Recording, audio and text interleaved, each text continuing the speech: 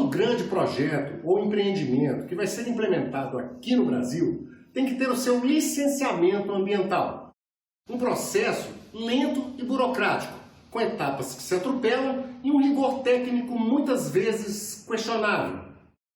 No programa de hoje, você vai ver um pouco da discussão sobre a proposta que quer simplificar o licenciamento ambiental no Brasil.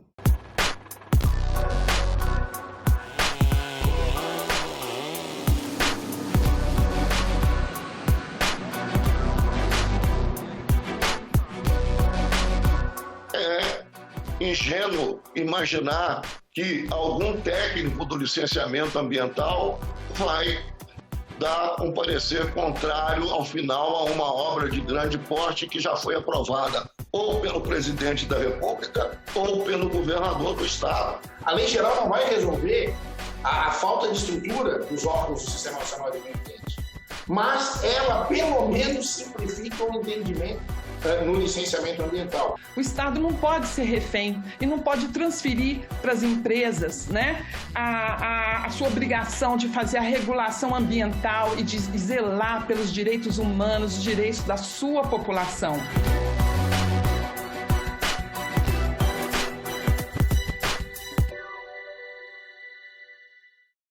Para começar, vamos entender alguns pontos do projeto, que foi apresentado na Câmara em 2004 e que agora, 17 anos depois, chega ao Senado. A proposta permite que a licença prévia, a licença de instalação e a licença de operação sejam emitidas de uma só vez. Outra inovação é a licença por adesão ou compromisso, a LAC, feita por autodeclaração do empreendedor. Vão ficar isentos do licenciamento ambiental as atividades de saneamento, as obras emergenciais e os empreendimentos militares e agrícolas. Me parece uma desinformação absoluta de quem chama LAC, a licença por adesão e compromisso, de autolicenciamento. Eu espero que seja um desconhecimento, porque senão é desonestidade. Licenciamento por adesão e compromisso não é autolicenciamento. O que é a LAC? É uma atividade de extremo conhecimento do órgão ambiental, que ao saber dessa sistemática, de antemão fixa as condicionantes ambientais. O empreendedor passa a ter sim o maior protagonismo, mas ele não vem sozinho, ele vem acompanhado de alguém com formação técnica, que assina uma RT, se adere a esta sistemática, se firma um termo de compromisso e se compromete a seguir as condicionantes ambientais que serão fiscalizadas pelo órgão ambiental. Ou seja, é sim uma simplificação, uma modernização, sem perder qualidade técnica no licenciamento ambiental. O Estado brasileiro não pode se submeter, né, a mudanças sem o rigor técnico, sem o conhecimento científico acumulado em décadas nessa área ambiental, internacionalmente inclusive, né, não pode se submeter a normas que são exigências de determinados setores pontuais da nossa economia. O Estado não pode ser refém e não pode transferir para as empresas, né, a sua obrigação de fazer a regulação ambiental e de zelar pelos direitos humanos, os direitos da sua população. 17 anos sendo debatida na Câmara. Mas tem gente que acha que a proposta não foi discutida o suficiente. Quero, desde logo, parabenizar o Senado da República pela iniciativa de abrir essa série de audiências públicas de debate com a sociedade brasileira, corrigindo uma das falhas que tivemos na tramitação da Câmara, quando o último relatório, infelizmente, não foi colocado à discussão com o mesmo empenho e a mesma visão política e estratégica que as comissões de Meio Ambiente e da Agricultura e Reforma Agrária demonstram nesse momento. Este processo está, sim, tendo uma participação popular muito efetiva. O que nós temos que diferenciar é que, muitas vezes, os que discordam do texto que acaba sendo aprovado alegam que não há participação popular, que o texto é novo, que o texto é desconhecido. A própria realização dessas audiências demonstra muito isso. Discordar do texto aprovado é criticar a democracia, que está tendo participação popular e que está tendo a possibilidade, na Câmara dos Deputados foram 5 versões. Nada menos que 5 versões, 9 audiências públicas e a comissão geral. O texto foi um texto amplamente discutido, né, como o Marcos colocou, foram quase 10, 9 audiências públicas na Câmara, infinitas reuniões com vários setores, né, com os parlamentares, com os ambientalistas, com o setor produtivo, né, com a academia. Enfim, foi um texto, né, que já roda dentro dessa casa, né, dentro do Congresso desde 2004.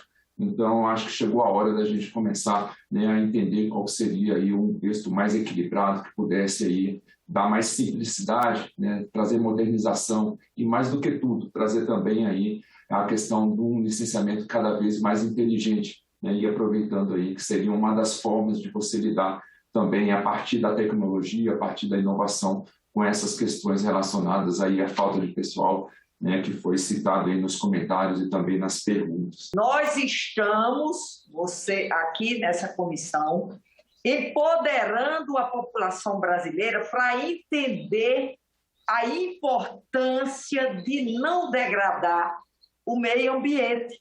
O licenciamento ambiental de um empreendimento hoje no Brasil é feito numa etapa em que a decisão do investimento já foi tomada. O licenciamento ambiental hoje é um licenciamento ex post, realizado depois que todas as decisões de fazer o empreendimento já foram tomadas.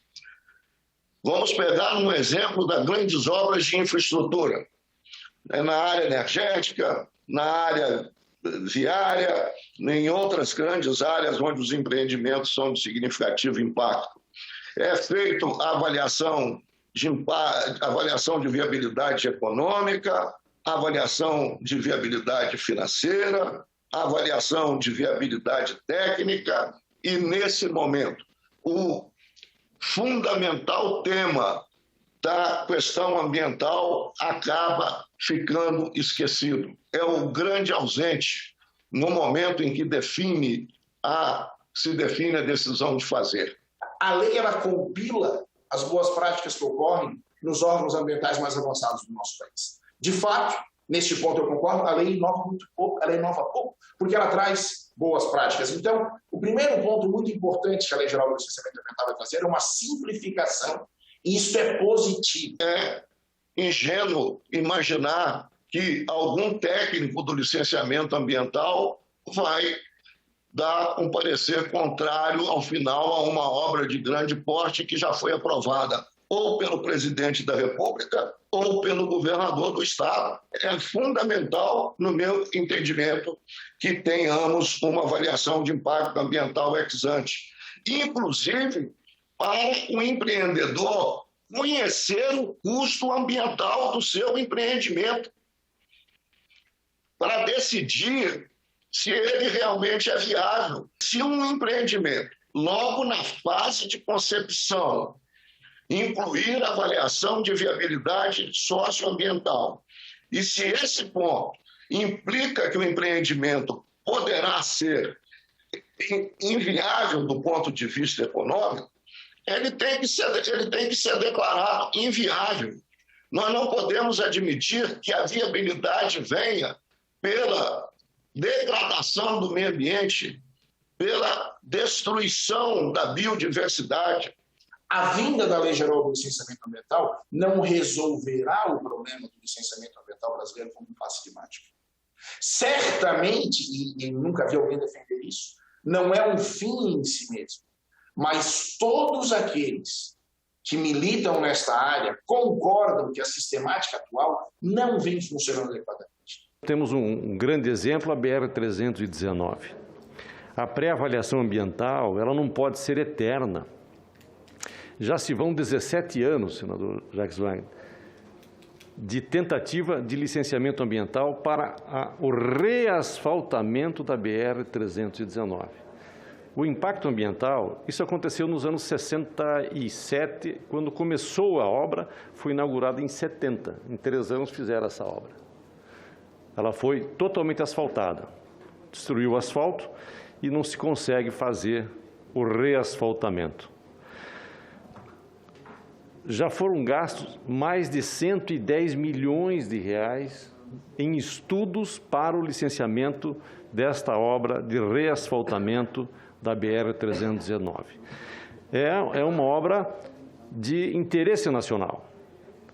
Nós temos que ver os impactos ambientais, que nesse caso não tem, mas se tiver, fazer as compensações, mas não deixar de fazer uma obra tão importante como essa. E o licenciamento ambiental, feito numa etapa em que já foi decidido o investimento, é realizado, na maioria das vezes, com base em um projeto pouco detalhado. Há um divórcio completo entre o projeto executivo do empreendimento e o EIA-RIMA, que é feito para obter o licenciamento ambiental no órgão licenciador.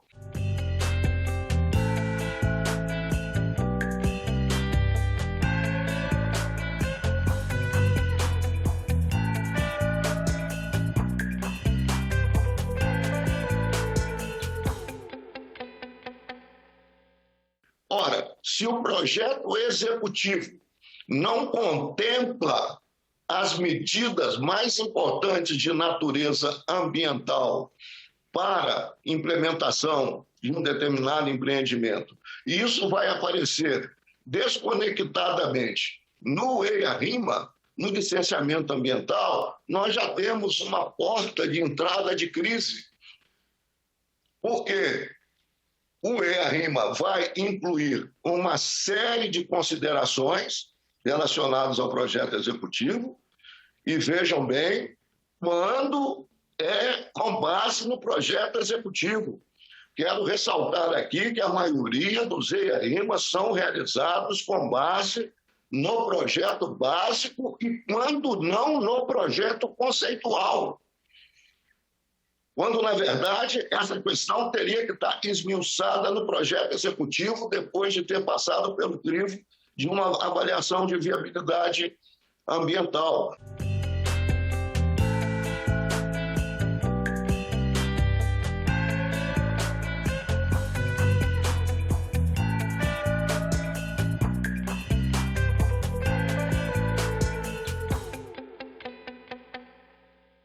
Para compensar os impactos ambientais, surgem as condicionantes. É aí que o licenciamento ambiental se transforma num balcão de negociação. Belo Monte, pela quantidade de impacto ambiental que tem. Em que momento a questão ambiental de um empreendimento daquela magnitude aparece no processo, aparece no balcão do licenciamento? E isso acontece com todos os grandes empreendimentos ambientais no Brasil. É no balcão do licenciamento que os grandes temas ambientais vão surgir por conta da necessidade de realizar o EIA-RIMA e obter a licença. Para cada buraquinho que existe na sobreposição do EIA-RIMA com o projeto executivo, tem que se pedir uma condicionante. E aí entramos numa outra questão que certamente deverá ser examinada pelo Senado, que é a negociação das condicionantes. Por conta de fragilidades existentes, as condicionantes no Brasil viraram um balcão de negócios, com cada qual querendo incluir uma determinada condicionante no empreendimento, muitas das vezes sem nexo causal, sem nenhum nexo causal. Eu tenho convicção, tenho total certeza que é preciso ter uma atenção e um cuidado especial com o meio ambiente e os impactos ambientais das obras que são necessárias para o nosso país. Só que algumas não têm como serem transferidas de local. Aí é preciso fazer um estudo de compensação ambiental e um estudo de um impacto menor dessas obras que são de importância nacional. Como, por exemplo, imaginemos se nós não tivéssemos hoje em funcionamento girar o Santo Antônio, gerando energia lá no estado de Rondônia, assim como Belo Monte, no Pará. Nós já estamos com um problema de energia elétrica. Se nós não tivéssemos essas 3 obras em funcionamento, a situação brasileira estaria muito pior. Um dos temas mais polêmicos da proposta é a dispensa de licenciamento ambiental para projetos de saneamento básico. Talvez o que cause mais debate sejam as atividades de saneamento. E o entendimento do legislador da Câmara dos Deputados foi o seguinte: olha, de fato o licenciamento ambiental ainda não acontece na velocidade necessária. E você ter obras de saneamento travadas no licenciamento ambiental causa mais dano ambiental do que você dispensar do licenciamento, mas obrigar, e isso está dito na lei, obrigar a cumprir integralmente todas as normas que se aplicam ao setor. Então, e essas obras vão ser fiscalizadas. Quem defende que não haja licenciamento para o saneamento básico no Brasil nunca foi vizinho de uma estação de tratamento de esgoto. Outra polêmica é a avaliação ambiental estratégica. Ou seja, se o projeto deve ou não tratar da posição política do país com relação ao meio ambiente. A necessidade do país tratar o licenciamento como uma questão estratégica do desenvolvimento sustentável. É preciso trabalhar com avaliação ambiental estratégica para que o licenciamento possa ser, de fato, um instrumento de promoção do desenvolvimento sustentável do país. Que ele possa ser, de fato, um instrumento que ponha a sustentabilidade no patamar que ela merece para a concepção, a formulação e a implementação das nossas políticas de desenvolvimento. Peço venha ao ex-ministro Zé Carlos para discordar. Eu vi com muito acerto da 4ª versão para a 5ª versão, que foi aprovada, a retirada da avaliação ambiental estratégica. A avaliação ambiental estratégica não é licenciamento ambiental. É quase confundir institutos absolutamente diversos. A avaliação ambiental estratégica é instrumento de planejamento que deve ser feito pelo Estado. Exigir isso dos empreendedores é subverter a lógica. O assunto da avaliação ambiental estratégica é tão importante que merece uma legislação própria e não ser confundido com licenciamento ambiental. Pois é, alguns dos maiores problemas para a emissão do licenciamento ambiental são a falta de pessoal e de infraestrutura. Há pessoal suficiente para manter a fiscalização assídua sobre o objeto do PL 2159 de 2021? Eu me associo a essa pergunta particularmente ao nosso ex-ministro Zé Carlos Carvalho, sobre a estrutura dos órgãos de licenciamento, porque, para mim, esse é um problema crucial que acaba impactando negativamente sobre a própria qualidade da lei. É muito comum isso no processo legislativo brasileiro, de criar leis que terminam nos seus enunciados. Leis que se encerram nos seus enunciados. Por quê? Porque elas próprias não criam os meios da sua implementação. E uma das questões fundamentais, das dificuldades que nós temos no Brasil com licenciamento ambiental é a fragilidade institucional do Sistema Nacional do Meio Ambiente, com estruturas precárias, recursos humanos em quantidade e qualidade insuficiente, falta de meios, falta de equipamento, orçamentos irrisórios, mantido a atual estrutura do Sistema Nacional do Meio Ambiente, nós vamos continuar patinando, porque os órgãos não têm capacidade de resposta. Eu estou falando de capacidade material, humana, não tem. É preciso que isso fique claro de uma vez por todas, alinhado com a posição do senador Jacques Wagner. Essa desestruturação, desmonte dos órgãos que cuidavam da preservação da natureza, isso não é bom para ninguém. A lei geral não vai resolver a falta de estrutura dos órgãos do Sistema Nacional do Meio Ambiente, mas ela, pelo menos, simplifica o entendimento no licenciamento ambiental. Então, por isso que eu elogiei, por exemplo, o concurso público que foi aberto para o IBAMA. A nova lei vai dar uma uniformidade maior ao licenciamento ambiental, que hoje segue uma infinidade de normas editadas pela União, pelos estados e pelos municípios. Nós temos no âmbito federal e estadual mais de 50 mil normas tratando de questões ambientais. É um desafio hercúleo para quem lida com as questões ambientais. E aqui estou falando para os empreendedores, para quem faz estudo técnico ambiental, os consultores, para os servidores dos órgãos ambientais e para o próprio Ministério Público, que é o fiscal da lei, entender esse emaranhado de normas.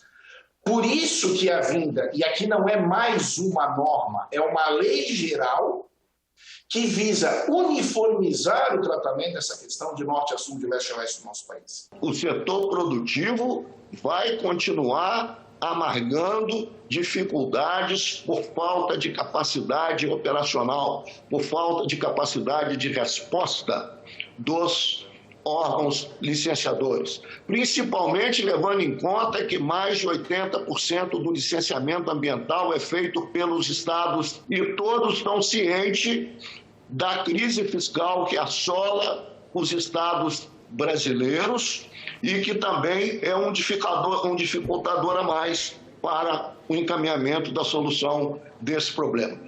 Levantamento realizado com 583 indústrias constatou que os órgãos estaduais do meio ambiente são responsáveis por 72% dos licenciamentos. As entidades municipais respondem por 17,6% dessas autorizações e o governo federal realiza apenas 7,5%. Eu ouço dizer que esta lei vai causar uma guerra entre os estados. Isso é falácia. Esta guerra existe hoje, onde nós temos inúmeras sistemáticas de licenciamento ambiental. Uma lei geral ela vai uniformizar no país todo as regras básicas e gerais do licenciamento ambiental. Para uns, guerra de narrativas. Para outros, desqualificação do pensamento científico. O que acontece hoje nas questões ambientais e no país como um todo é uma guerra de narrativas. Quem é contra uma atualização, uma simplificação, uma modernização do licenciamento ambiental, transforma o PL da Lei Geral do Licenciamento Ambiental numa catástrofe anunciada. Sem bons argumentos, senhor presidente. Voltamos agora no país, parece uma discussão já ultrapassada internacionalmente, né? Uma negação da ciência, né? Uma desqualificação do discurso crítico, como foi feito aqui, por um dos expositores, que não trouxe uma exposição substantiva, mas tão somente usou de uma retórica eloquente para desqualificar o conhecimento científico, chamando de desonesto, de desinformado, inclusive de passional.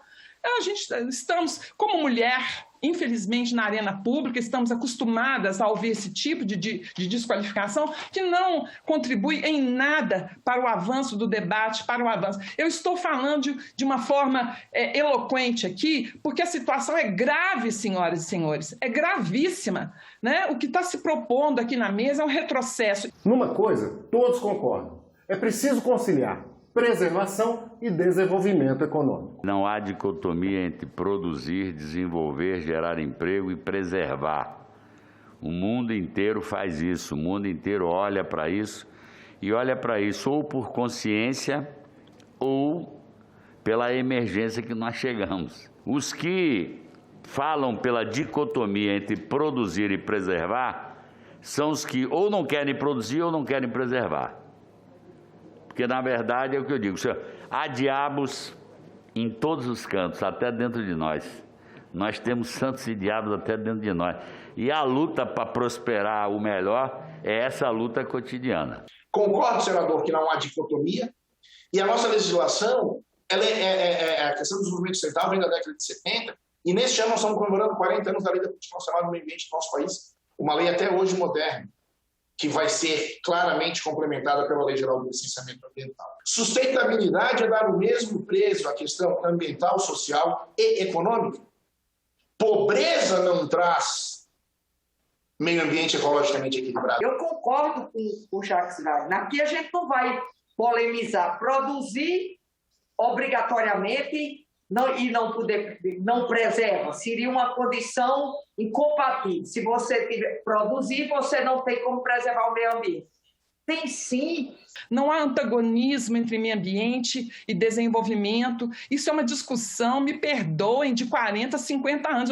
Eu tenho 60 anos, eu tinha 20 anos quando eu comecei a entender essa discussão. Tem 40 anos que eu escuto esse debate e que já se punha avançado em torno da sustentabilidade, do desenvolvimento sustentável. Porque é esse debate que vai construir a posologia necessária para a gente ter uma lei, como se diz, moderna, equilibrada e protetora daquilo que a senhora André colocou, que eu também acho que já está ultrapassado, mas é sempre bom rememorar, da sustentabilidade tripartite ambiental, social e econômica, porque se esse tripé não estiver equilibrado, nós não temos uma boa lei. O papel do Estado no licenciamento ambiental pode ser bem definido na resposta que o líder dos madeireiros do Reino Unido deu para não aceitar um selo ambiental que estava sendo criado.